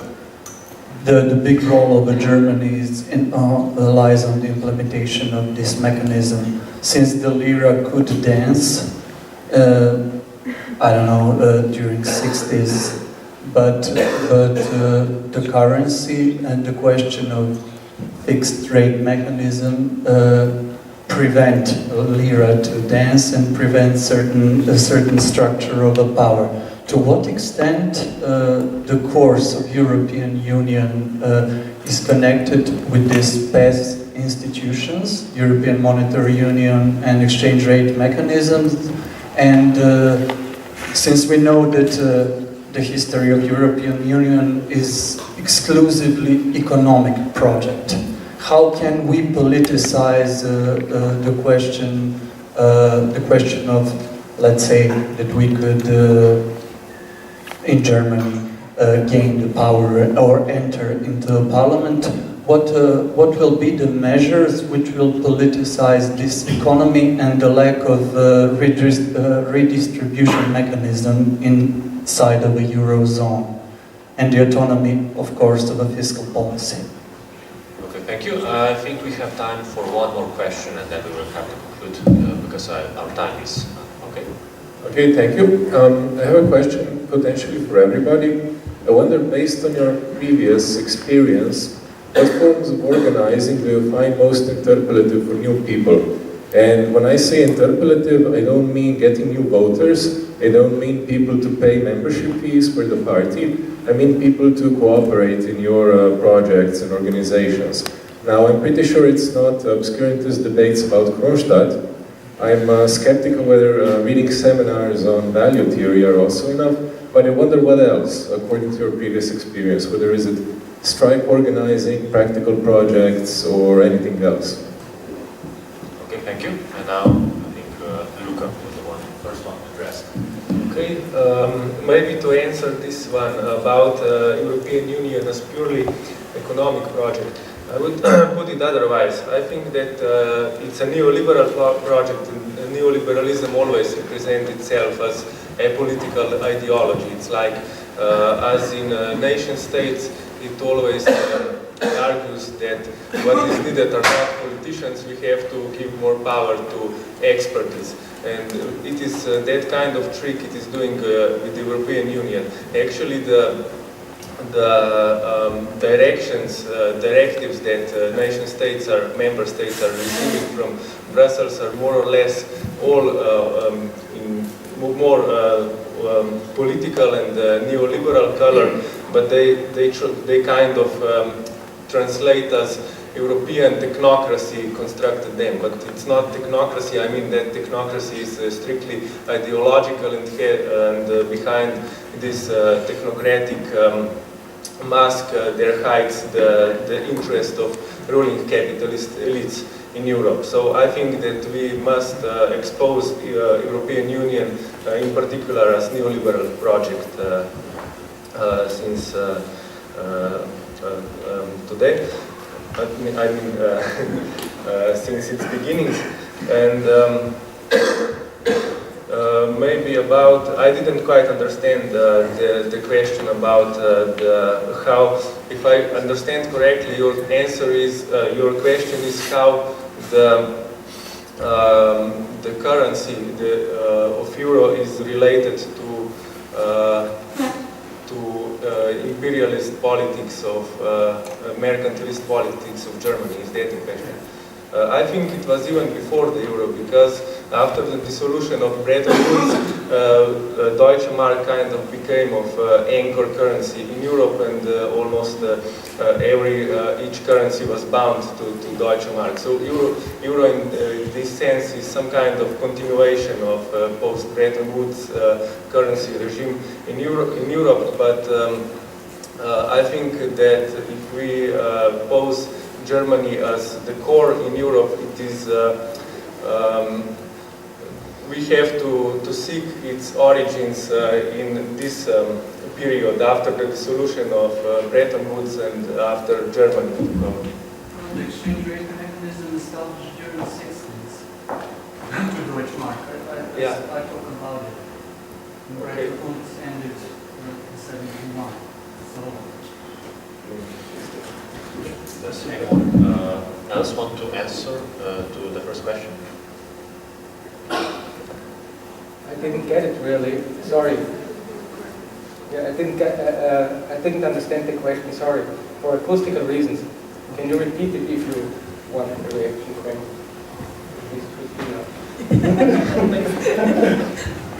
I just wanted to ask what will be eventually the measures in case that you gain the power.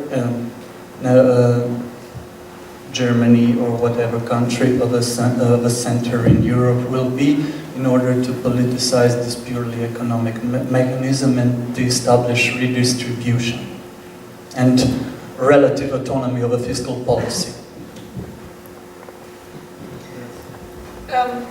Well, I'm not that sure about the relative autonomy of the fiscal policy, but I think the rest I can answer, at least what our plans would be. I mean, it's always rather easy to sketch out your plans when you're that far away from power, but it's so on the redistribution point we have taxation and remodeling of the economy. We have the classic tax the rich, program that is supposed to be spread over Europe. So we don't have this tax evasion ideas. The European left has come up with a property levy for all over Europe to address those who have caused the crisis and gained value, and pull them into the responsibility for taking up the costs of the crisis. There's a concept for readdressing this question of low wage market in Germany, and then this austerity, poverty wages now being addressed in the rest of Europe.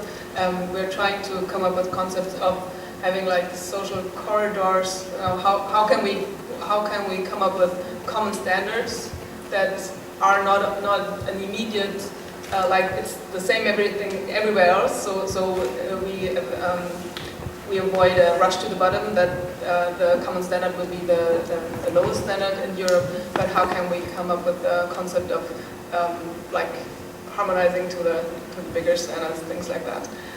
That of course includes redistributing the financial, or resketching the financial sector. I'm not really sure if I should go into detail of these things because it's like more of a demands list, but there's an idea of that. There's a problem in the discussion about in several leftists, but especially in the German leftist movement, that is kind of in an impasse between the one fractions that are very cautious of the critique of Europe, and the others who are calling for going back to national realm of fights and struggles, because that's the only place where you can gain something, and we're trying to come up with a concept to bring those together, but there's a lot of fighting going around this. I would like, if I may, address Nestor's emotional solidarity note, although I don't think it's time for that. But I was a little bit ambivalent about your hope theme, because I was just a couple of days in a discussion where people were talking about the euro as a currency and saying that there are more and more people are losing trust in the currency, and that the trust is there comes in hope now, and the only guarantee for hope at the moment in German into the euro currency is Angela Merkel. So that's kind of a more not so optimistic way of talking about that hope, and I think we need some like directions where people don't need to hope for things. But I'm sure you didn't mean that. I was just that was just connecting with that, and I think it's important, a little bit like Luca said, that we're not talking about feudalism. It's authoritarian neoliberalism. It's getting ready. Possibly, I would say, it's getting ready, the Euro free trade zone, for a competition with other free trade zones, for competition with China and other regions in the globe. That is not so much into these detailed questions. I feel like they're getting ready, the EU, for a concept of, we as a EU, there might be poor and deindustrialized areas, but we as the EU compete with others, and there are poor areas as well, and now how do we do that, and things like that. So I think that's a very modern neoliberal global competition concept, and feudalism seems to be almost cozy in comparison to that. For the organizing question, and a little bit linked to the eviction question, I think there's one point for hope in that, because people are not only asked to pay for their evictions, but it's getting difficult with the evictions because police and the locksmiths are starting to strike every now and then and are not going through with the evictions. And I think that is basically where our hope and our organizing efforts should lie, although I wouldn't say that the left party is at the forefront of this concept, but I think that's the perspective of what we need to do. We need to come up with concepts of everyday struggle and link them, and consolidate them in structures that are more permanent, and that are able to reflect about the experiences in these everyday struggles and how to move forward. Because normally, you enter these everyday struggles, then you get exhausted. You have to keep somehow your daily routine up, and then you just say, okay, nothing matters anywhere, so I just go back and organize my everyday life. So I think that is a concept that we need to elaborate a little bit on, and Gramsci has this very interesting word of the societal party, which means that the societal party is part of the resistance, I would say, that has the potential for hegemony.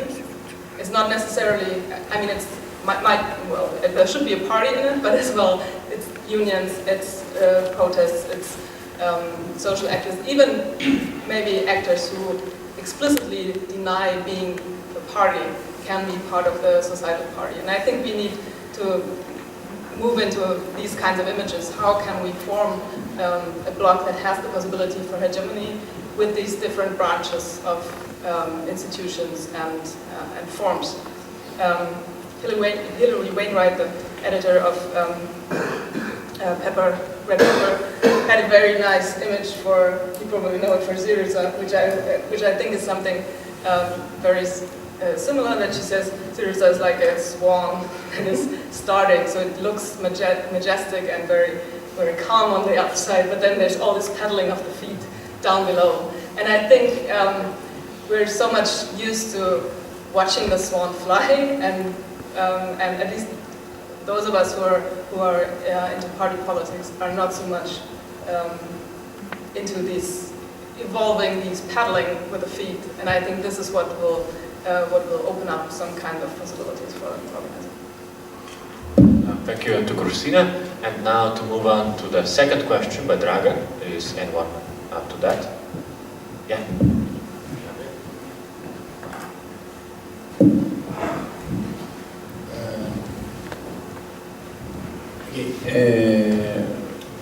Well, your question was related actually of how it's possible for an organization of young people to approach other young people outside the organization, which I think is a question that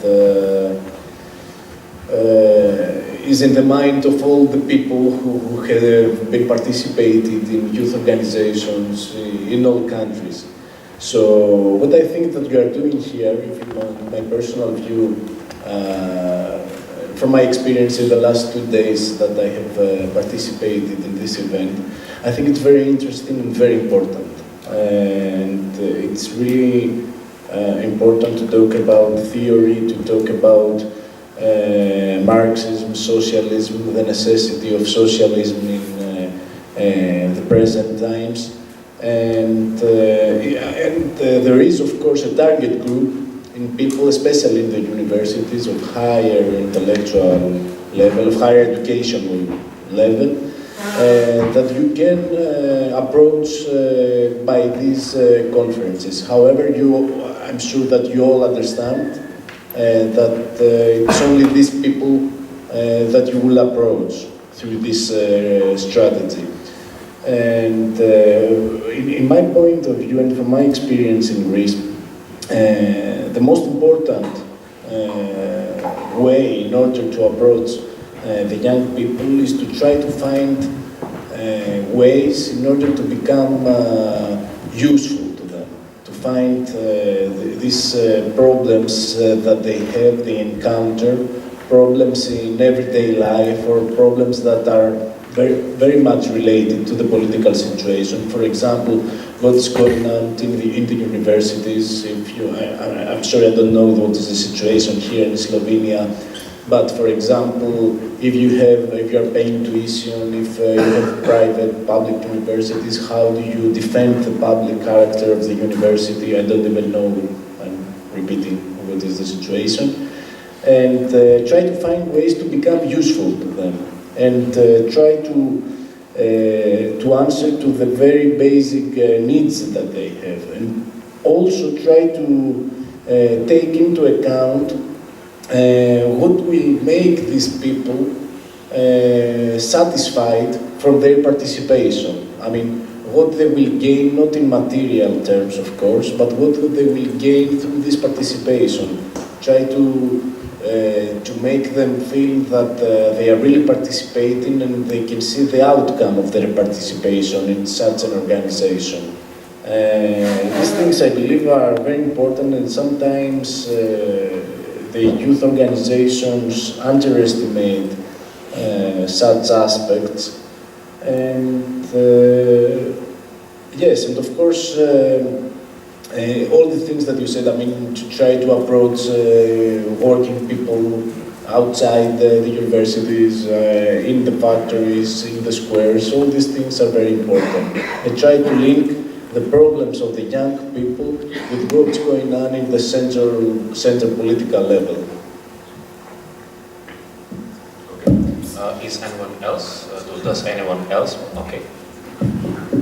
It's a general remark, because we had in Europe now very interesting experiences with indignados and this kind of movements, and take discourse and so on. So there was a very high mobilization of youth, of young people, and at the same time it's not a permanent movement.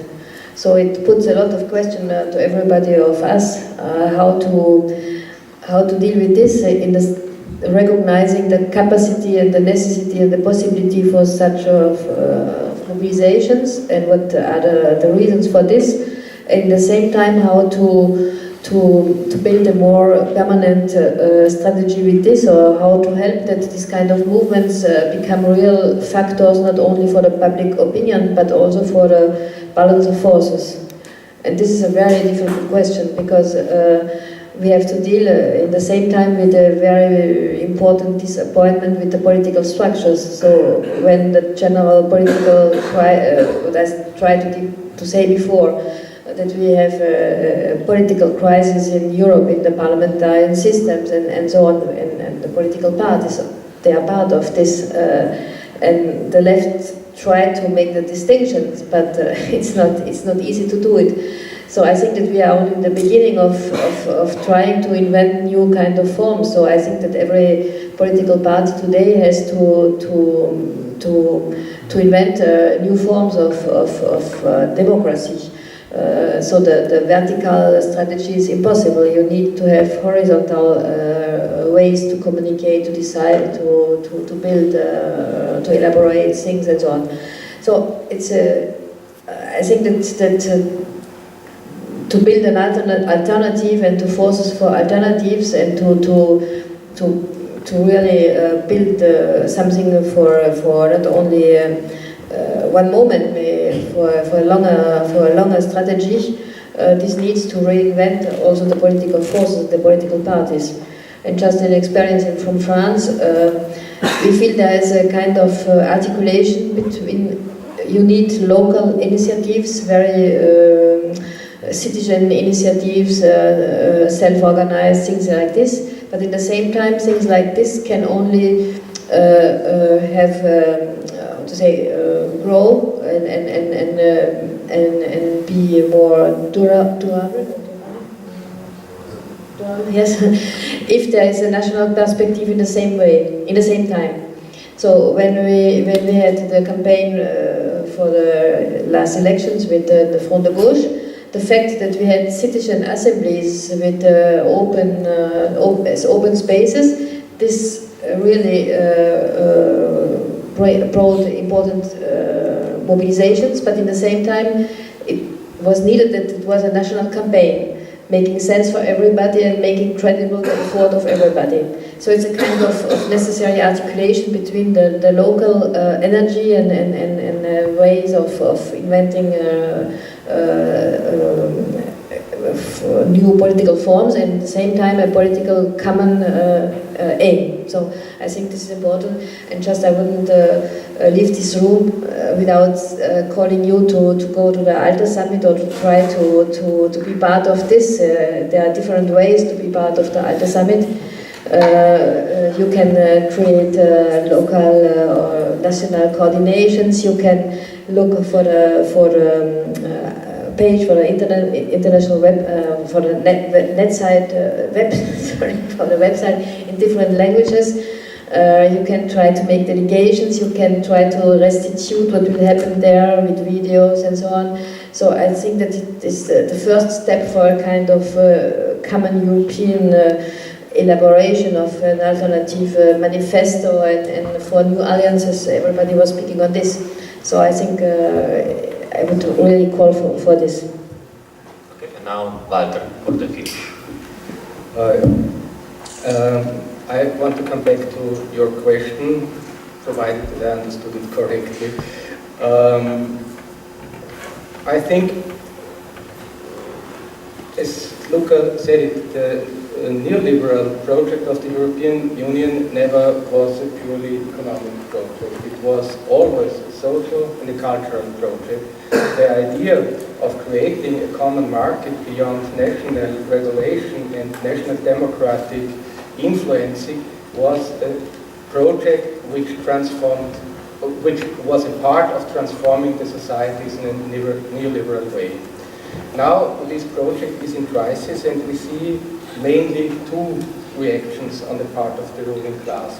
One reaction is what Christina pointed out, authoritarian neoliberalism, maybe by transforming the European Union into what they think that a political union is, with competitive pact, fiscal pact, and so on and so forth, or by muddling through and applying the austerity measures case to case that we see nowadays. But at the same time, and this is, in my opinion, a new aspect of the development, we see the coming up of a different conception within the ruling elites, namely a nationalist option, restructuring the relations in Europe on the basis of competing nationalisms. And you can now see within the left, among the left, that certain parts of the left try somehow to accommodate with one or the other tendency in the dominant discourse.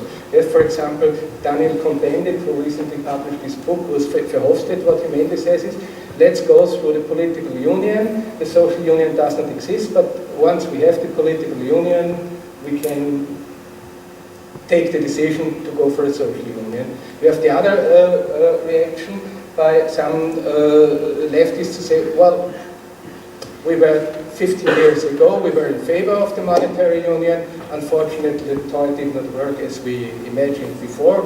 Let's get rid of it. And the question for me is the left capable to define its own independent political project in the European scale?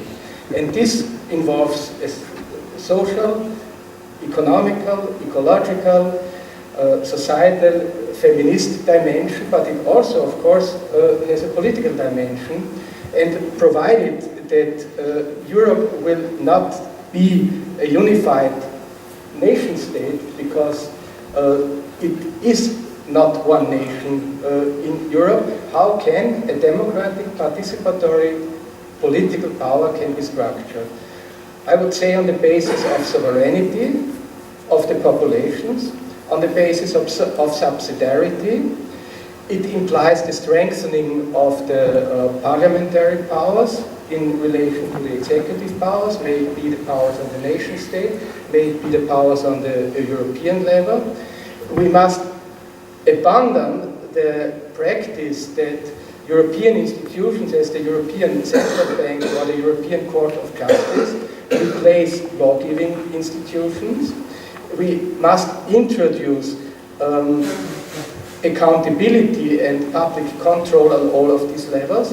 And I understand that this is difficult because this is the politicization of something which is not yet politicized. However, if the left is capable to forward such a project, I think that would be a part of a hegemonic strategy on the European level and as well on the level of the nation states. Thank you, Walter. And with this, we have to conclude because we are our time is up 20 minutes ago. Yeah, not yours. So thank you all for coming. Thank you to my colleagues here, up here, and thank you for all the participants at our this year's media school, both the ones which participate from up here and for ones which participate from the stands. And I also thank in the name of the Maastricht University to Bunker and Rosa Luxemburg Stiftung, which enabled this conference to happen. And see you in the next revolution.